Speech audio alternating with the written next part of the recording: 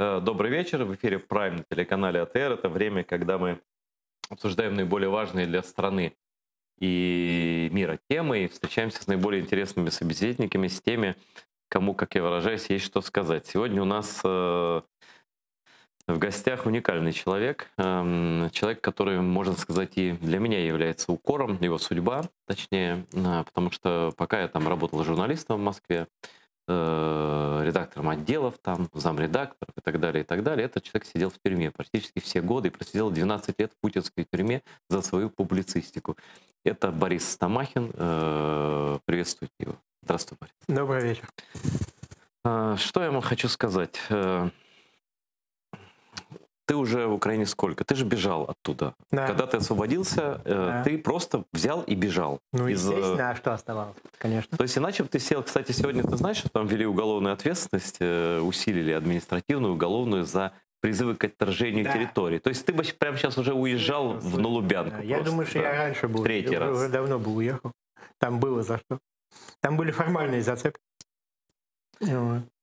Скажи мне, ты вот сколько прошло времени и как ты бежал в Украину? Наверное, ты многим рассказывал это уже, но вот нашим зрителям, которые... Вот Крымстарский канал — это точное место, где Стамахина знают, да, где тебя читают. Вот, В Украине я уже 10 месяцев. Бежал я в самом прямом и непосредственном смысле, то есть пешком ночью через границу нелегально в обход постов, просто по полю. Российско-Украину? Да. Ну и как оно? Вот расскажи, как это совершать побег? Вот это страшно, тяжело, это отчаянно. Тяжело, и, и думаешь, выйдешь ты нормально, не выйдешь, забудешься. Особенно было опасно, что забудешься, черт знает, где будешь блуждать и на кого наткнешься. А тебе просто дали направление и сказали, вот туда иди. Да, я старался его держаться. Да. Там вдалеке где-то застава, слышно, собаки гавкают. Я знаю, что они могут, временами ходят, патрулируют. Они для этого, собственно, там и находятся. Но там, как выясняется, стены вот этой нет никакой. Стены нет, да. К счастью. К счастью, с Для какой меня. стороны посмотреть, да? Да. Не рва с крокодилами, там ничего такого там нету. Ничего не было, я прошел, и более или менее все удачно обошел. Ты прошел и тут же вышел куда? Ты вышел на погранзаставу, ты полицейского встретил, ты в Киев приехал. Я, слава богу, не встретил. Я довольно долго шел, вышел уже в места, более или менее населенные, и стал добираться, так сказать, автостопом в Киев. Да. И ты подал заявление о политическом убежище. Да. И Буквально сейчас в первые же дни. Заявление все еще рассматривается, решения все еще нет. Я недавно заходил, спрашивал, пока решения нет. Сколько времени прошло? 10 месяцев. Я подал буквально в первые же дни, как приехал. Ну, все правильно сделал, да. Но проблема в том, что у Бориса Стамахина, собственно, часть вины за это лежит, конечно, не на Украине как таковой, а на прежнем режиме украинском. Когда в первый раз, в каком году ты бежал? Первый раз я был в 2004 году здесь. В 2004 году. И тоже подавал, в Виннице, правда. Но там они отказались со мной вообще разговаривать. Они не приняли у меня документы. Они как бы аргументировали тем же самым, чем они и сейчас. Я с изумлением ту же самую формулировку встречал у нынешних беженцев. Что Россия — это у нас правовое государство. Демократическое, правовое. В России есть суд, вот там можно отстаивать свои права, то есть никаких проблем. Но я надеюсь, что знаете, что с 2004 года, кстати, если бы тогда Украина всего лишь предоставила политическое убежище этому человеку, ничего не надо, оно не предусматривает это убежище вообще ничего, никаких расходов для государства, ничего вообще, да, то Борис Стамахин не просидел 12 лет в тюрьме с перерывом в 1,5 года. И сидел он, я сейчас покажу вам за что, чтобы вы понимали, почему я говорю о том, что украинское государство сейчас просто обязано дать этому человеку политическое убежище, о чем я прошу всех лиц, которые столкнутся с этим вопросом. Вот этот сборник Бориса Стамахина об Украине, да, это сборник статей разных лет, да, Борь? Да, начиная с 2000 года. Да, разных лет, начиная с 2000 года, где Борис пишет то, что сейчас, что тогда еще для многих в нашей стране не было очевидным. Да? Про колониализм русский, про то, как с ним надо бороться и так далее, и так далее. Причем в самых таких прямых, четких формах. Вот это сейчас мы считаем это нормой, а Борис Стамахин когда-то это писал, когда это совсем не считалось нормой. Да? Его называли экстремистом, там, террористом и все такое прочее. Это нас смотрят по всему миру. Это Борис Стамахин на странах Балтии, например. Да? Тоже сборник статей, это публицистика Борина, да? Который я читал, когда Борис сидел в тюрьме. Я ничего не мог сделать с этим, и было ужасно стыдно, потому что вот человек, который пишет правду, за нее, ну, это более философские вещи, о смысле жизни. Это ты из тюрьмы, да, передавал? Это написано в тюрьме. В тюрьме написано, да. Вот, это тоже еще одна книга. Ну, много небольших таких книг, которые каждый из вас может зайти на страничку Бори и написать ему в личку в Facebook. Он, правда, сейчас там забанен, но периодически его разбанивает. Вот, и заказать. С удовольствием Борис и распишется, и встретится с вами. Вы ему поможете чем-то.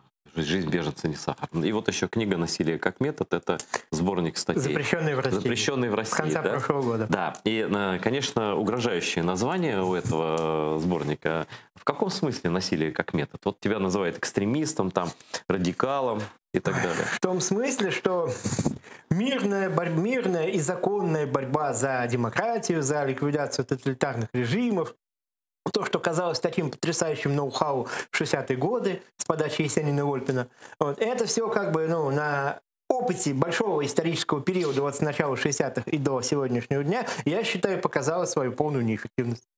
То есть мы прошли огромный круг, несколько исторических периодов, и вернулись опять, собственно говоря, туда же, откуда начинали. Все. То есть эти методы, которые приветствовались и воспринимались на ура, так сказать, тогдашними диссидентами, они оказались неэффективны. Они, по сути, ничего в итоге не дали. Все. Поэтому, отбрасывая все неэффективное, все, что было испробовано и не дало результата, остается говорить только о насилии, о насильственном свержении таких режимов, как Путин, как Лукашенко. Как лукашенковский, да. И еще в мире есть. Не будем, так сказать, их пока упоминать. То есть, скажем так, тираны пообвыклись, уходить сами совершенно не желают. Да. Вот, не считают себя, так сказать, обязанными, кому-то нравится. Есть более такие жиденькие, что называется, слабенькие, а есть такие, как Путин и Лукашенко, которых особо-то не проймешь, не усовестишь. Как ты относишься к тому, что тебя называют экстремистом, радикалом? Тебя же сажали в Русском рейхе за разжигание межнациональной розни. Что интересно, к русскому народу. Террористическое оправдание терроризма, да, весь букет. Ну как я отношусь, смеюсь? Смешно.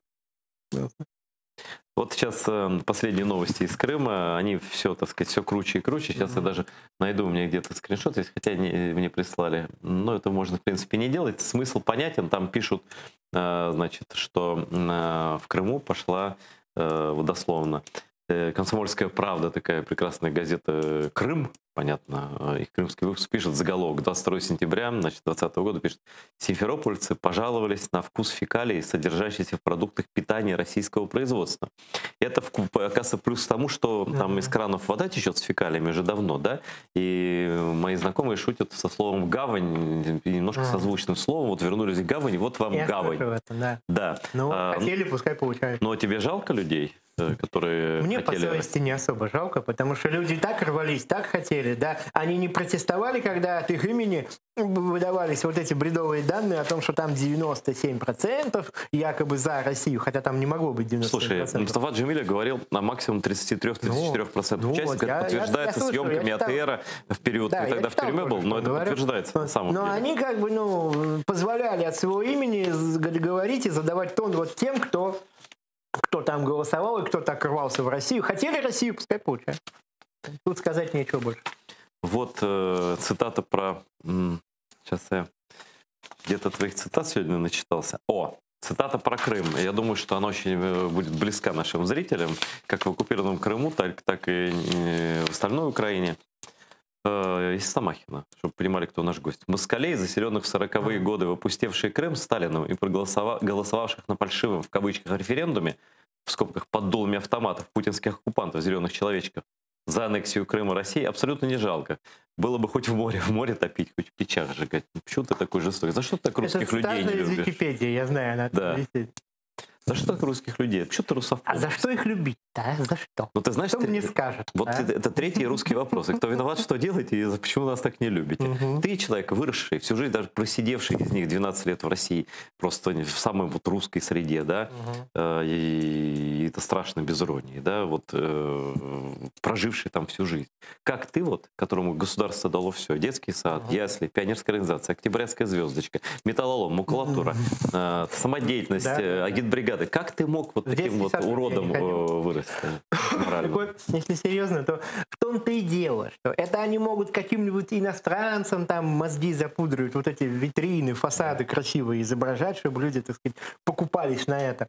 А я, поскольку я в этой стране среди вот этого всего родился, прожил всю жизнь, просидел 12 лет по тюрьмам, да, я изнутри очень хорошо, досконально, подробно знаю, как это все выглядит, и я знаю, какая это жизнь. Ты в Москве родился? Да. Ты прям вот москвич-москвич? Да. В третьем поколении. Я знаю, какая это жуть.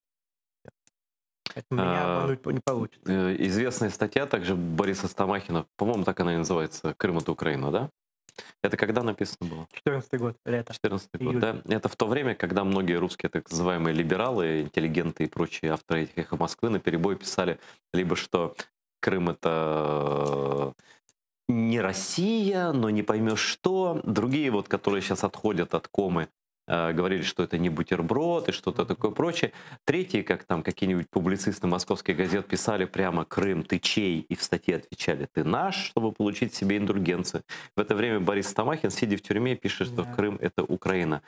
А эти ночи в Крыму теперь кому? Так было, вот на твоем месте же. Ты знаешь, что я написал? Помню. Да, здрасте.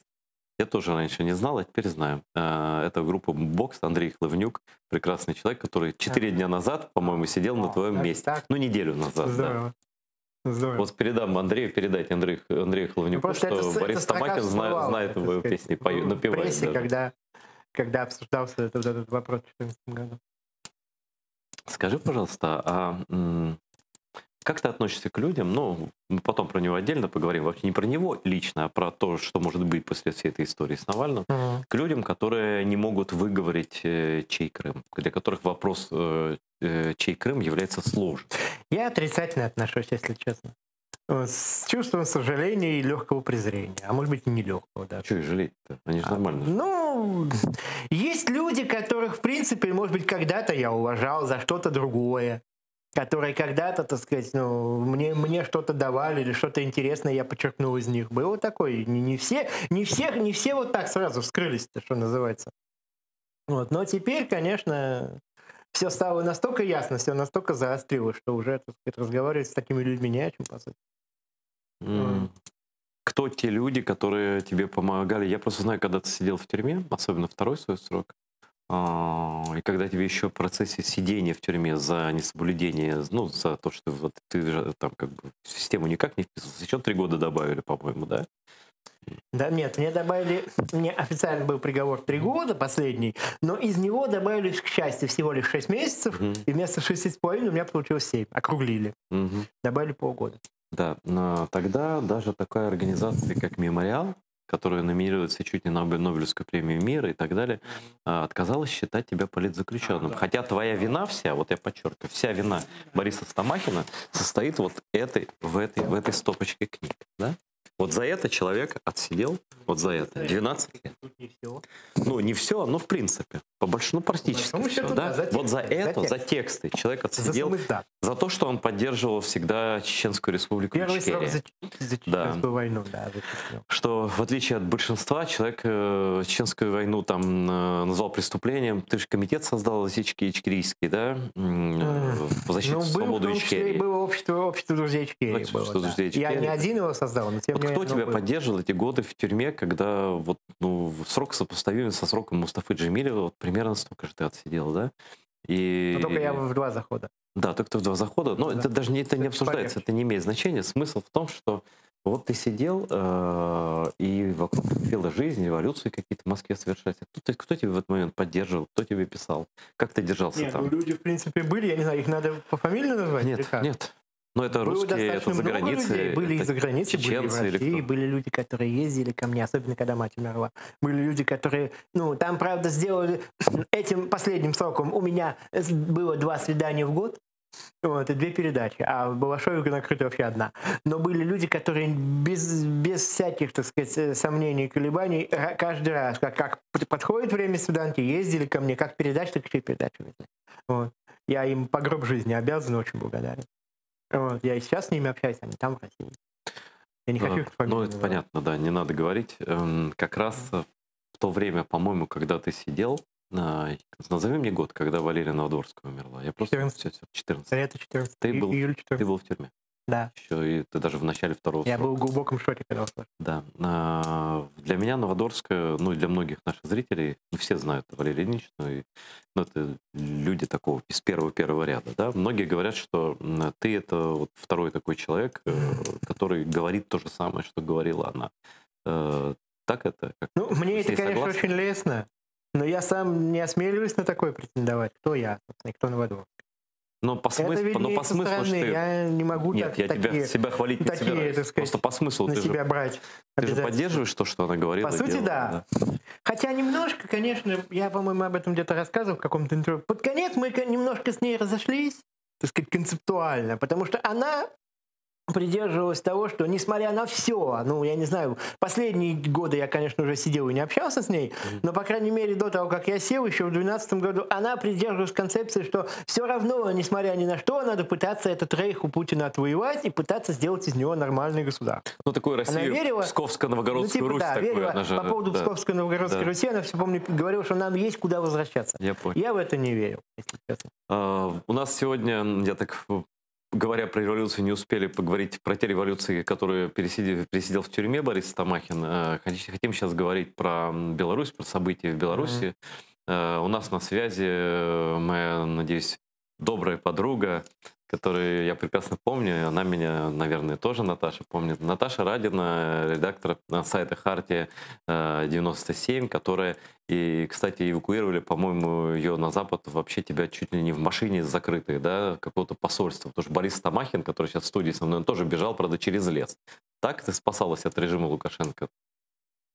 Ну, это была сложная, конечно, ситуация, но, слава богу, длилась она достаточно долго. Мне пришлось бежать через Москву и без документов. Ну, слава богу, это уже произошло, и сейчас мне уже хочется обратно в Беларусь. Вот. Паспорта, кстати, нету, и не факт, что впустят, потому что сейчас Лукашенко начинает, просто он закрыл фактически границу. Вот. Есть скандальный случай, когда с белорусским гражданством не пустили митрополита Андрусевича, главу католического костела Беларуси. Вот. Он сейчас вынужден находиться в Польше. Граница, в общем-то, сейчас все машины, въезжающие в Беларусь, включая там грузовики с товарами, тщательно проверяются, и ехать туда крайне тяжело. Так что я думаю, что сейчас при отсутствии белорусского паспорта, который до сих пор находится в белорусском КГБ, я, наверное, вряд ли смогу вернуться на родину. Но очень хочется верить, что скоро режим Лукашенко рухнет, и мы все сможем вернуться домой. Да, Наталья, я не до конца представил ее. Наталья одна из тех, кто давно уже, еще с 2010 года, находится, ну, бежала просто из Беларуси, она была осуждена. Там к ссылке, это вообще какие-то дикие гулаговские истории, какие-то времен непонятных, что ей запрещали говорить, сослали там в маленький город, где она родилась, она оттуда бежала, сначала в России там пряталась в Москве, потом тайными путями с помощью дипломатических миссий западных стран ее просто вот вывезли просто каким-то образом там, ну, не будем это рассказывать все, за границей. Сейчас Наталья находится в Варшаве, вот, смотрит за событиями в родной Беларуси, и Наталья из тех оппозиционеров, вот, которые настоящие, которые не путаются в показаниях, чей Крым там, и знают, что такое Украина и все такое прочее. Но сегодня, вот, Наташа, хотел бы, Борис Стамахин в студии у меня, значит, и я хотел бы посмотреть, что происходило сегодня в Минске, и все это вместе вот втроем обсудить. Боря, тоже присоединяйся. Конечно, да. Мы хотим тебя, Наташа, выслушать в первую очередь.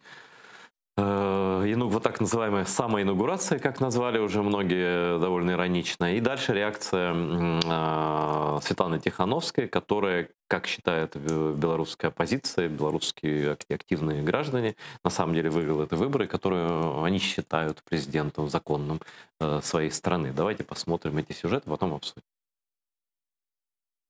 День вступления в должность президента, день инаугурации, это день нашей с вами победы, убедительной и судьбоносной.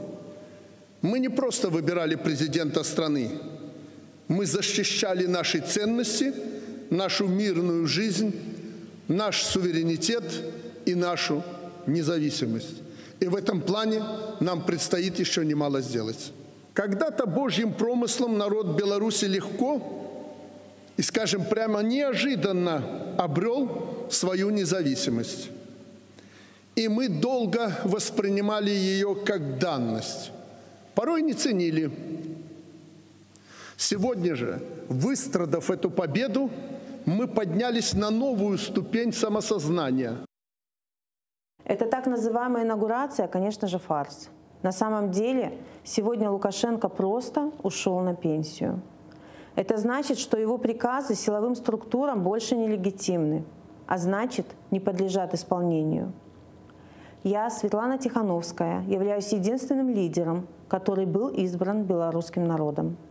И наша задача сейчас — вместе построить новую Беларусь. Наталья Радина, к тебе вопрос. Вот говорят, будет народная инаугурация, непонятно как, да, правда, происходить.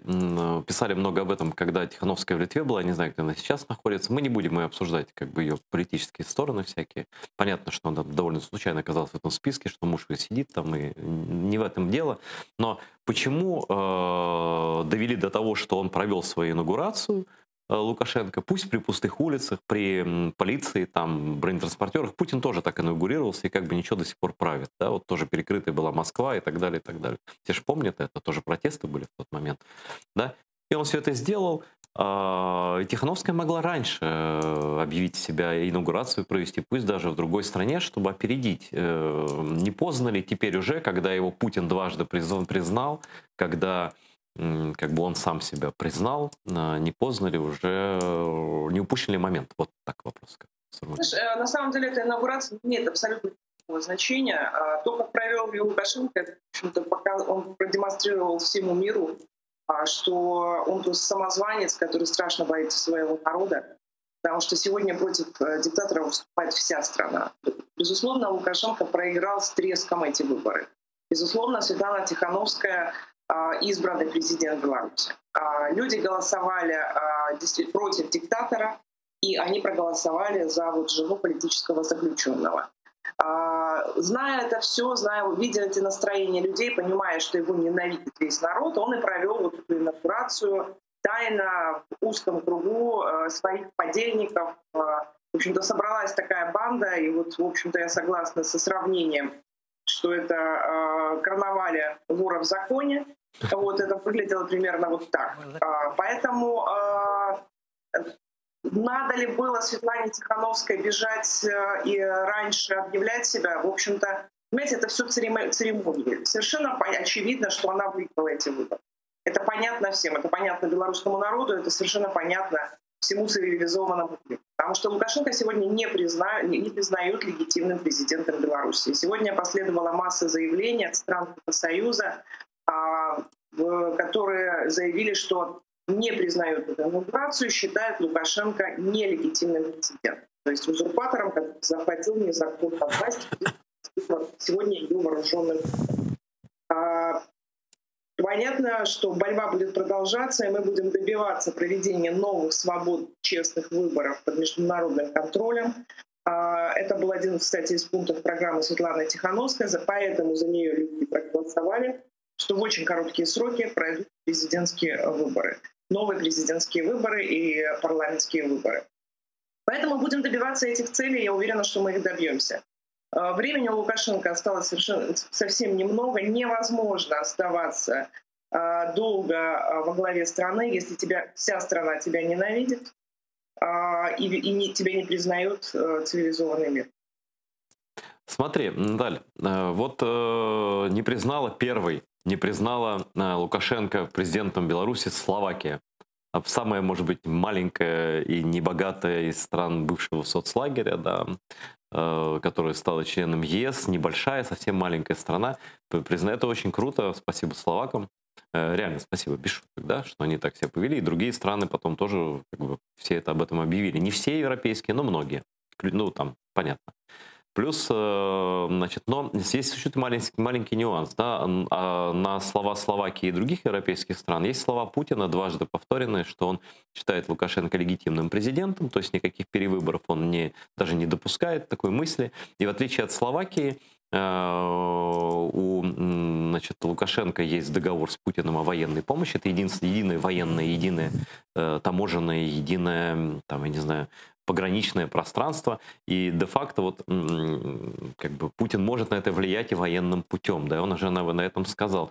Какие у вас идеи, как этому противостоять? У меня, например, нет таких идей, не представляю, да, как российской армаде военной с Путиным противостоять без оружия. Но, может быть, у вас они есть. И есть ли признаки присутствия русских в каком-то виде уже сейчас в Беларуси?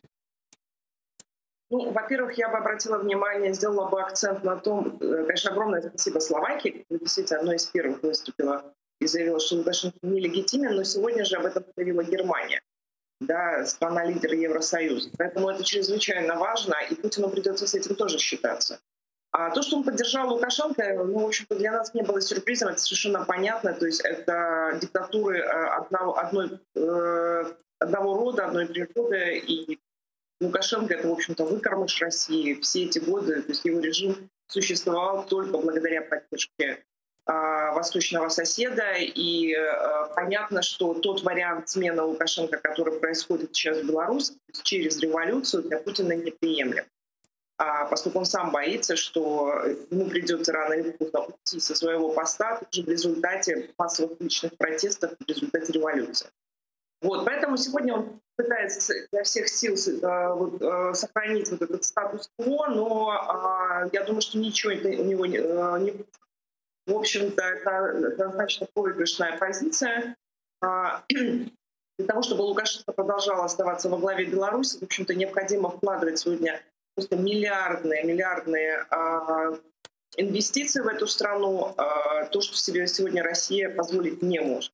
И вот то, что последняя была встреча Путина и Лукашенко, Лукашенко удалось выпросить для себя всего лишь $1,5 миллиарда долларов кредита, которые пойдут на обслуживание старых, прежних российских долгов. Вот, то есть, в общем-то, Путин выделил деньги самому себе. Вот. И поэтому здесь совершенно понятно, что все равно рухнет этот режим в ближайшее время. В общем-то, все экономисты сейчас прогнозируют серьезные экономические проблемы в Беларуси осенью. Это связано и с ситуацией внешней, когда сегодня там есть резолюция Европарламента, в которой присутствуют призывы не давать никаких кредитов этому режиму. А также это связано с тем, что внутри страны сегодня продолжаются забастовки на крупнейших предприятиях. Они происходят сегодня в виде итальянских забастовок. Мы видим одни из последних цифр, то есть за последний год рентабельность предприятий упала в 3 раза. Вот. И мы видим, что сегодня происходит саботаж на предприятиях, все больше, очень часто выводится оборудование из строя. Производительность труда резко упала. Вот. И это будет только продолжаться. Вот. Ожидается также серьезная девальвация, обвал рубля, вот, и прочие прелести закрытой диктаторской системы. Вот. Поэтому шансов, поверьте. Да, я бы хотел уточнить. Вот мне непонятен один тезис того, что ты сказала, что, ну, давай так, вот Украину, когда она всего лишь начала не подписывать договор с ним, таможенный, да, вот этот, да, он поддержал Януковича, надавил на него, не знаю, как там это все было, и начал войну, да, он оккупировал территорию, он начал войну, он уничтожил уже 15 тысяч украинских граждан в этой войне, и до сих пор эта война продолжается, и конца и края ей не видно. Украину он не захотел отпускать. А почему Путин захочет отпустить Беларусь? Какие у него должны быть на это причины? Потому что, в конце концов, украинцы боролись, и мы будем бороться, и мы продолжаем бороться. Понимаете, то есть все равно Путину придется, пока он занимает пост президента России, кстати, это уже не совсем законно, ему придется считаться с волей белорусского народа. Ему придется считаться с тем, что мы выберем себе новую законную власть. Ему придется считаться с тем, что белорусы ненавидят Лукашенко. И если он думает, что вот сегодня там с привлечением в том числе российских внутренних войск, которые, я убеждена, уже есть в Беларуси, удастся подавить вот эти нашу революцию, я скажу, что он ошибается. Потому что протесты будут продолжаться, и я уверена, что они будут нарастать. Да, он может временно каким-то образом сбить волну, но никуда не денется вот эта ненависть, которая есть у людей в отношении этого режима и в отношении этих преступников, понимаете? Потому что Лукашенко перешел черту.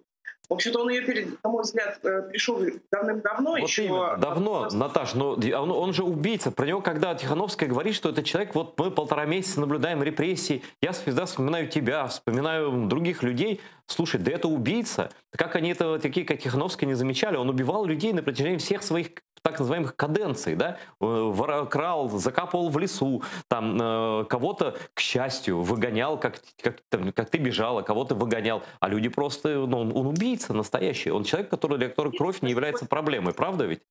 Да, я с тобой согласна, он убийца, и то, что он убийца, сейчас увидели все, особенно после того, как стали стрелять людей после выборов, потому что на самом деле число жертв, я думаю, где-то порядка 50-60 человек.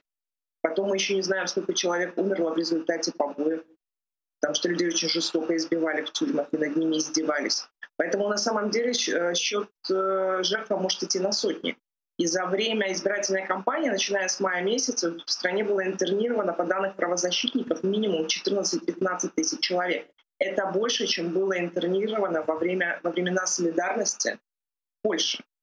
То есть при том, что Беларусь в 3 раза по населению, да, в 4 раза меньше, чем интернировано — это что? Я забыл значение этого слова. Прости, пожалуйста. Арестованы, подвергнуты задержаниям, арестам, избиениям. То есть порядка 14-15 тысяч человек. Представьте себе, это за 4 месяца. То есть это невероятно много. Но это действительно много. Но мы каждый день видим задержания и все такое прочее. Ну и, наверное, может, у меня последний вопрос. Может, Борис что-то захочет еще спросить, Тамахин. Вот я хочу себе представить, как по твоему варианту может быть, каков может быть конец Лукашенко. Там его бросает Путин, он возит его в Ростов, да, например, или же наоборот поддерживает, но там начинается восстание. Но и еще вот какие может быть реальный только конец Лукашенко, да, при такой ситуации, как ты говоришь. И если русские вмешаются, если Путин выполнит свое обещание, и как он вмешался в Украину, вмешается с кровью в Беларусь, будет ли сопротивление оккупантам, уже российским, и если будет, то страны кого? Или же, как многие думают в Украине, что большое количество белорусов, наоборот, скажут, вот, ну, спасибо, что Путин пришел, хотя бы порядок навел, Лукашенко убрал, и так далее, и так далее. Вот как это будет в реальности, как ты думаешь? Ну, я могу сразу сказать, что слухи о пророссийских каких-то настроениях в Беларуси, они очень преувеличены, потому что их нет практически.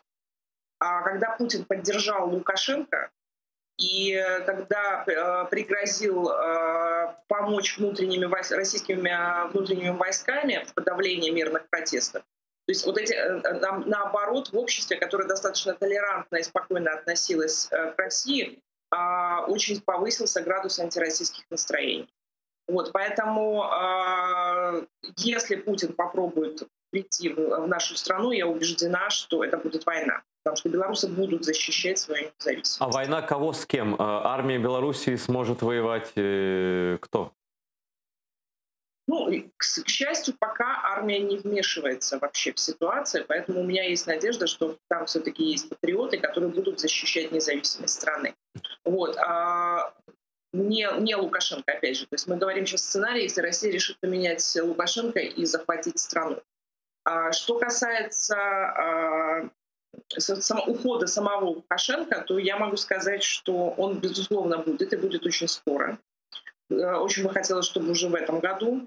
В любом случае, времени у него счет идет на недели, месяцы. Протесты будут нарастать, безусловно, в стране. И я думаю, либо ему придется сбежать, либо возможны разные варианты, вплоть до номенклатурных переворотов и внезапной кончины диктатора. Ну, дай бог, чтобы так и было, конечно. Я с трудом представляю реалистичность мирного сценария. Я подчеркиваю, мирного сценария в данном случае, в виде, как он вступился во власть. Борис Тамахин, есть что сказать, добавить? Нет, не вопрос. Нет, я, в принципе, получил уже ответ. Я примерно о том же хотел сказать. Я понял. Наташ, но остается только посочувствовать тебе, что ты не находишься в Минске, и действительно тебя туда не пустят. Понятное дело, тебя и с белорусским паспортом не пустили, знаю тебя в этом, не сомневайся, и других оппозиционеров не пускают.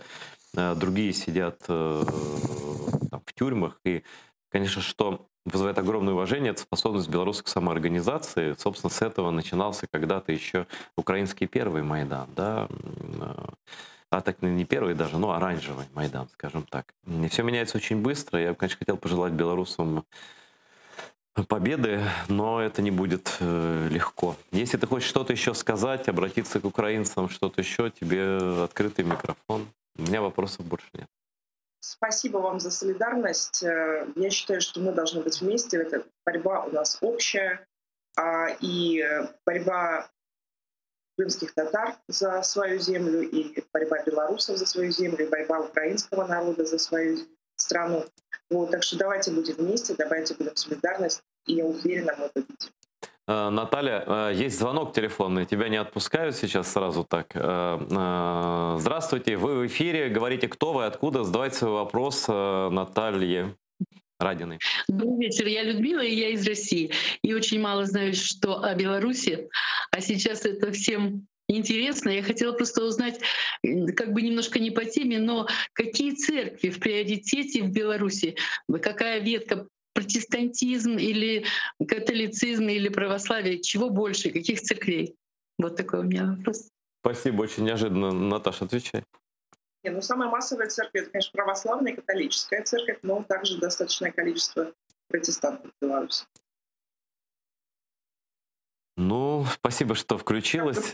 Справочный вопрос. Да, ну знаешь, вот оказывается, смотри, из России звонил человек на канал АТР крымско-татарский, чтобы спросить про церковь в Беларуси. Я рад, что многие люди уже не пользуются Гуглом или еще не пользуются Гуглом, вот, и могут, ну, я думаю, что просто шанс с тобой поговорить, его нельзя было упускать, и правильно зрительница, что...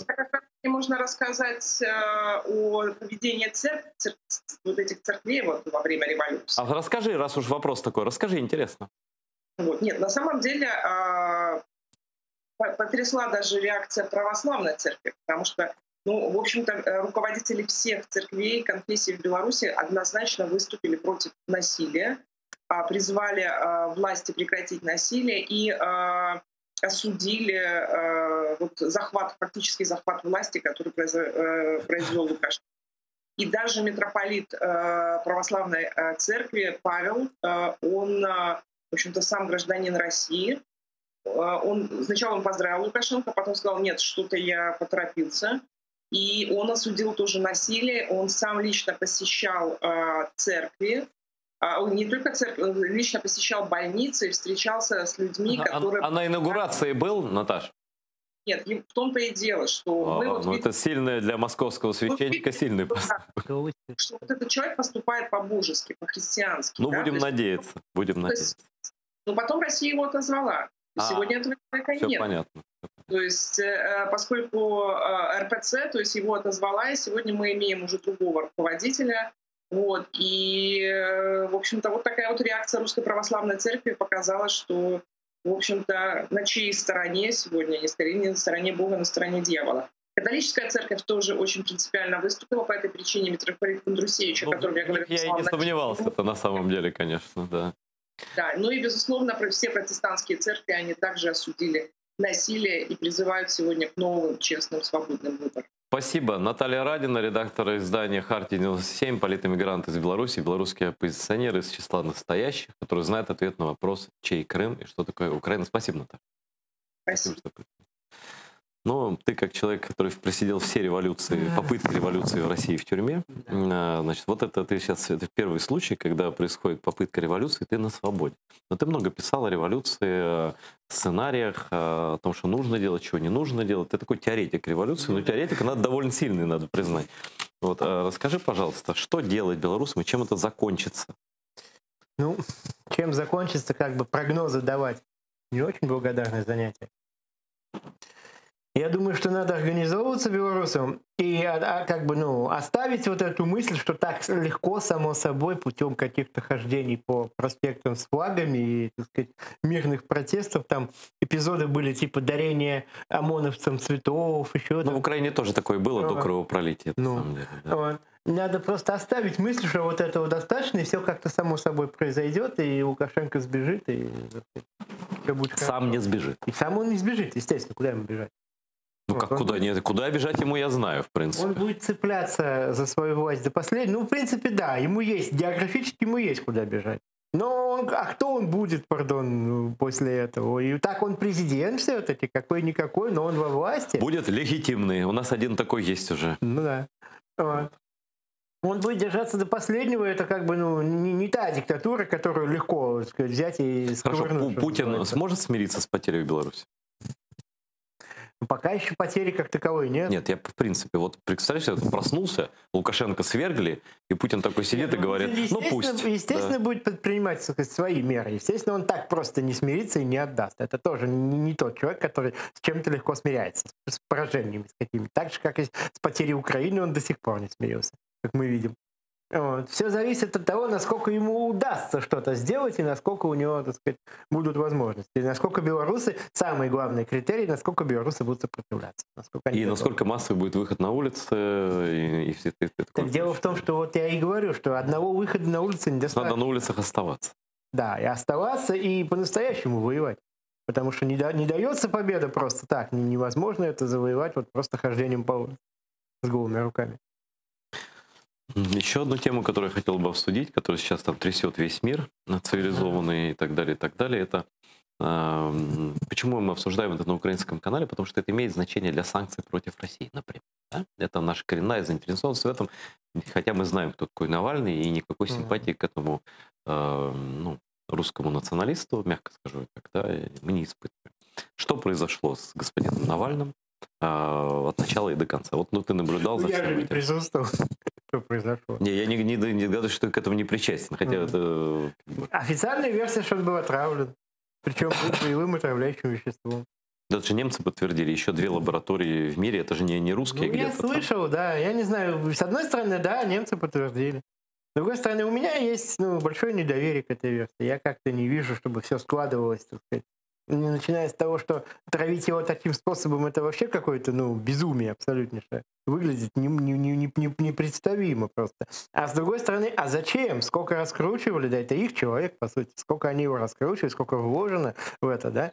Его уже знают все. Я даже в тюрьмах слышу, что когда что-то про оппозицию какую-то политическую начинаешь упоминать, сразу Навального вспоминать. Он уже там известен. Он уже по тюрьмам и зонам всем известен. Это дело серьезно. Да, я уже убедился. А каковы твои аргументы к словам о том, что его столько раскручивали там, и так далее, и так далее? Кто раскручивал? Кремль, Путин? Кто? Как сейчас принято говорить, возможно, что это одна из башен Кремля. Я не буду утверждать, что вот лично Путин, я не знаю кто.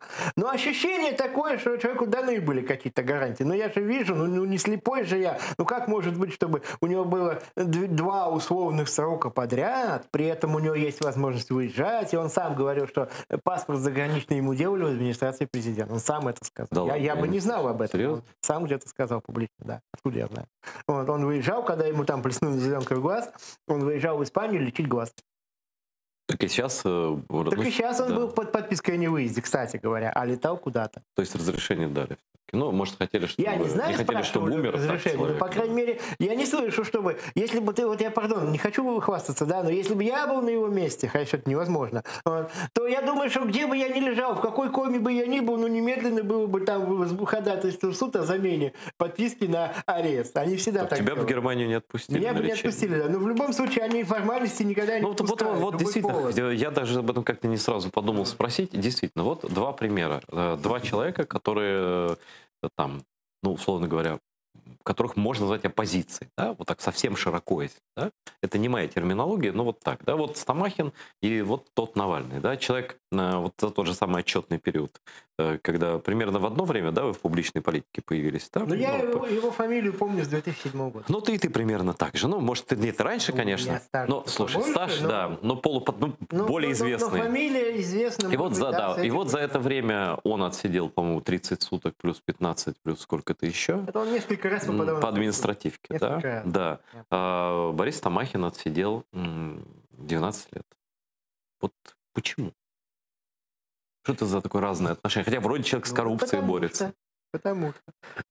Потому что я говорю, что я считаю, что это их человек. Это очевидно. Для меня это очевидно. Так значит, если их тогда... Это липовая оппозиция. Окей. Я свое мнение выражать не буду, просто задам вопрос. А зачем тогда троить-то, если их человек? Вот я тоже именно этим вопросом и задался. Именно Ну, этот и какая вопрос журналистика? первым пришел мне в голову. Так вот именно поэтому, именно это логическое, так сказать, построение вот это вот заставляет меня сомневаться в том, что его травили. Мне кажется, вся история какая-то липа. Ну, отдает за версту просто какой-то... Слушай, ну немцы зачем будут липовый врать? броневик. Зачем будут врать там англичане, куда отправляли еще эти пробы? Бог их знает. К англичанам, по-моему, не отправляют. Бог их А знает. тем более немцам-то совсем невыгодно, ведь там же намекают на санкции против Северного потока, за которые Меркель там готова там жизнь Ну, отдать. Бог его знает. А по-моему, немцы, наоборот, больше подыгрывали. У них только риторика, может быть, такая, а на деле, что они такого сделали за все эти 20 лет? Был такой канцлер Шрёдер, да, до Меркель еще. Так где он сейчас? В курсе, да? Вот. Ну, конечно, он работает о чем в «Газпроме». речь? Он прямо с поста канцлера туда перешел, на зарплату. Я это о послушал, чем знаешь, говорится? из-под стаканцлера. Вот, А? как будто из подстаканника перешел. То есть он очень близкий был Путину человек лично. С чего, Да. как говорится, из чего мы исходим, от чего мы отталкиваемся? Вот пример, пожалуйста. Насчет, я вообще слышал как бы неоднократно где-то в интернете, вот за последнее время, пока освободился, что вообще считается, что в Германии много, так сказать, пропутинских настроений, что не только там... Но, к где-то сожалению, на это канцлера. не является Они- неправдой, я бы так сказал. Да, там пропутинские настроения, там много таких. Там есть русские иммигранты, которые состоят в политических партиях и тоже, так сказать, за Путина всячески там агитируют. Вот, то есть это как бы, не то государство, к которому я вот прямо немедленно проникну с полным доверием, что они там... Ну, тут есть, конечно, нюанс, разоблачили. согласен, да. Аргумент принимается. Вот. Ну, хорошо. Чем закончится история с Навальным? Будут ли усилены санкции против России? Не будут ли усилены? Мне кажется, я надеюсь, они будут хотя бы продлеваться, те, которые уже были. Ладно, да хотя бы это. Я не знаю, будут ли они усилены. Мне кажется, и без Навального там поводов выше крыши. Вот, это, конечно, нам, украинцам, да, когда тут убивают 15 тысяч людей, аннексируют территорию, ведут войну, и тут вдруг одна попытка, неудавшееся отравление, и там весь мир на ушах. Это Да? несопоставимые вещи. Несопоставимые вещи. Столько убийств, столько преступлений за десятилетия. И такой реакции Ну, смотри, не было. вот, кстати, да, давай сравним. Вот Боинг, который сбили над Донбассом, да? Ну да. Там все было ясно с самого начала. То есть я уверен, что все разведки имели информацию, обменялись западные разведки, и канцлеры, которые 40 человек там погибло, граждан Германии, 40 или 20, не помню, и голландцы, все знали с самого начала. И там доказать как бы вину Путина, просто логически, да, это его все было гораздо проще. Никаких санкций вообще до сих пор, да. А здесь вот так сразу какие-то разговоры о санкциях, поэтому у меня веры в это, честно говоря, нет. И вот у Бориса, судя по всему, тоже. В том-то и дело. Уж больно в глаза бросается вот это несоответствие. Что для Путина Крым? И что он будет дальше делать в Крыму? Что он может там делать? Я Там тебе вот воды вопрос сейчас задал. нет, вот пишут. Я не знаю, что он будет делать. Пускай жители Крыма теперь ему претензии предъявляют за то, что у них там катастрофа гуманитарная начинается. Ну, претензии могут они предъявить, конечно, где-то у себя дома, а другие крымские татары могут смотреть и говорить на этих людей, вот вы хотели ко мне в гавань, вот вам гавань, да? Вот о чем Но по речь. факту Крым очень жестко оккупирован, Да. там все прослушивается, там кругом ФСБшники, там чуть 30 тысяч, там не знаю сколько, да? А недавно по отчетам, не по отчетам, у меня товарищ слушает вот это коллаборационистское радио, они заявляют о 3 миллионах жителей Крыма с лишним. При том, что на момент аннексии там было 2 с чем-то. Да?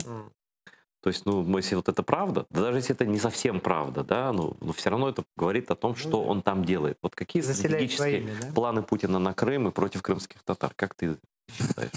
Крымских татар уже пачками сажают, прессуют, постоянно обыски, постоянно аресты, 40 безумные там по 20 лет. Я к сожалению, как бы боюсь, что он будет это продолжать, и это будет идти по нарастающей. Пока, так сказать, татар не выдавят, видимо, оттуда. Потому что татары ему явно мешают. Это как бы, Пока татары там есть, нет полной победы над Крымом, нет полного вот этого вот, так сказать, возвращения в гавань. Видимо, будет прессинг усиливаться, к сожалению. Много вот последние приговоры, 7 человек осуждены на сроки от 13 до 19 лет. Да? Я не могу представить себе такой срок. Наверное, я мог задать подобный вопрос только нескольким людям. Это Мустафе Джемилеву, там, Олегу Сенцову, но так и не тут тебе его задаю. Вот когда ты получаешь срок, да? Ты получал 2 раза, там 6 лет, потом 7, да? 5 потом. Да. Но когда ты получаешь срок 19? И о чем ты, ну, когда ты уже попадаешь в эту зону, и там время кажется бесконечным, да? Вот о чем ты думал, что тебя в этой ситуации поддерживало, на что ты рассчитывал и чем себя поддерживал? Сложный вопрос. Ну, если человек получает 19 лет, он может, ну, по крайней мере, в начале срока, он может быть рассчитывать и утешаться только мыслью, что к концу этого срока, ну, может быть, он не досидит, потому что все как-то радикально изменится, и, может быть, он выйдет раньше. Такая надежда бывает, присутствует. Ну, даже у кого и поменьше срока, и то бывает. И мне говорили, что да ты не досидишь до конца срока, да Путин раньше уйдет. А ты до конца досидел оба? Я досидел до конца, исключая только вот 2 месяца по инициативе Путина. Мне их скинули. Я прям рассыпаюсь в благодарности. А что это он так смелся? А там, ну, лично Путин внес тогда закон о том, чтобы декриминализовать вот эту вот первую часть, 282 часть первая, о том, чтобы она сначала проходила через административную ответственность, а уже только потом повторно в течение года уголовную. Но я не думаю, что это и мне тебя поэтому там скинули. Мне поэтому скинули 2 месяца. Я не думаю, что тебе была какая-то вообще нет, конечно, тактическая история. Я смеюсь. Это других тоже отпускали. Почему вот многие вспоминают, что сейчас, когда Россия уже говорит смешно, там одиночные пикеты стоят 50 метров друг от друга, как суслики, вот так, знаешь, как в фильмах про животных. Замершие суслики такие с плакатиками, да. Все, протест не заведен. Я не знаю, какой оппозиции там рулит Навальный, я вот там ее не вижу просто совсем. Ну окей, ладно. Считайте оппозиционером, считайте. Но вот в России ситуация такая. И мы видим в Беларуси то, что в принципе было в России. Когда ты, прошу прощения, сидел в тюрьме, да, 11-12 год, но ты наблюдал, анализировал, писал статьи. Почему Путину удалось, с помощью каких инструментов? Крым наш ли сыграл? Патриотизм какой-то вот этот их русско-мирный? Что-то еще? Как ему удалось? Страх. Какие рычаги задействовал Путин, чтобы так успешно свести протест к нулю и полностью как бы исключить его? Ну, Хабаровский, я не знаю, как ты относишься. Протест в России? Ну, какие рычаги? Тотальное подавление. Я наблюдал тоже, я просто видео потом смотрел. Вот, пожалуйста, я когда освободился, была горячая тема еще побоище в Москве летом 2019 года, когда там в Мосгордуму не пустили Яшина и еще там несколько человек. Навальновских друзей. Да. Там были жуткие побоища, жуткие разгоны. Вот, пожалуйста, я об этом в интервью «Радио Свобода» прямо в первый же день говорил как раз. Вот. Ну, а как это вообще назвать? Вот бегут эти космонавты, да, набрасываются на эту толпу, бьют, растаскивают по автозакам, да, толпа не сопротивляется, толпа бежит. Ну, в Украине-то... Или как максимум люди стоят, снимают, когда кого-то бьют. Да, вот это меня всегда удивляло.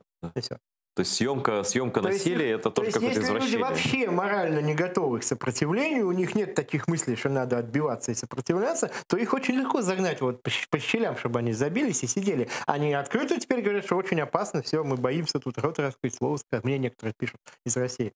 Террором вот этим вот, а им много-то и не надо было, они тоже не такие бойцы-то, что называется, им много и не надо, чтобы они испугались и забились куда-то. Хабаровск тебя не вдохновляет? Ну, многие просто в Украине много об этом писали, пишут. Хабаровск вдохновлял поначалу в первые дни, когда совершенно неожиданно откуда-то всплыла вот такая вот бурная активность, да, причем, немножко смущало, что по какому ничтожному поводу она всплыла. Вот. А сейчас что? Но теперь уже, так сказать, а что? Ходят они там дежурными какими-то маршами каждые выходные. Как бы власть не обращает внимания. Да, то есть власть в данном случае поступает умнее, чем в Москве. Там она не бьет и не разгоняет, там, может быть, поскольку далеко другие принципы немножко задействуются. Не обращает внимания. И что? И будет ходить еще год. Никакого толку. Хочу последний вопрос задать. У нас буквально там остается 2 минуты. Наверное, главный водораздел вообще в мире, и он достаточно неравномерный, проходит между людьми, которые считают, что Россию можно как-то реформировать, заставить измениться, сменить там власть там, и так далее, и так далее. И, наверное, по крайней мере, пока меньшее количество людей говорит, что Россию не надо реформировать, ее нужно расформировать, да, в итоге. как империю колониальную. Надо Да. отдать тебе должное вот от всего сердца. Ты человек, который еще в те далекие времена, в начале 2000-х годов, писал, что Россия не реформированная Да, страна, и она должна быть расформирована.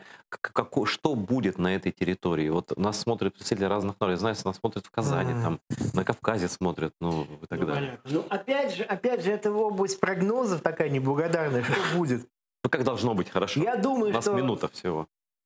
если империя наконец-то рухнет, и у людей появится, так сказать, возможность создавать свои независимые государства, у людей появится шанс. Шанс построить себе новую нормальную жизнь. А иначе Россия снова Отвергнуть придет. прошлое, вырвать эти страницы из истории, так сказать, и начать с чистого листа жить по-другому.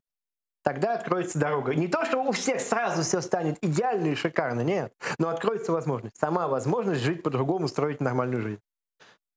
Спасибо, что смотрели. С нами был легендарный политзек, публицист, политический беженец, который попросил убежище в Украине и надеюсь, что он его получит, Борис Стамахин. Спасибо, что смотрели программу Prime на АТР. Делайте это всегда. Подписывайтесь на АТР на всех платформах, какие только можно. Ну и, конечно, русский рейх должен быть разрушен, о чем мы не устаем повторять. Всего вам доброго, до новых встреч.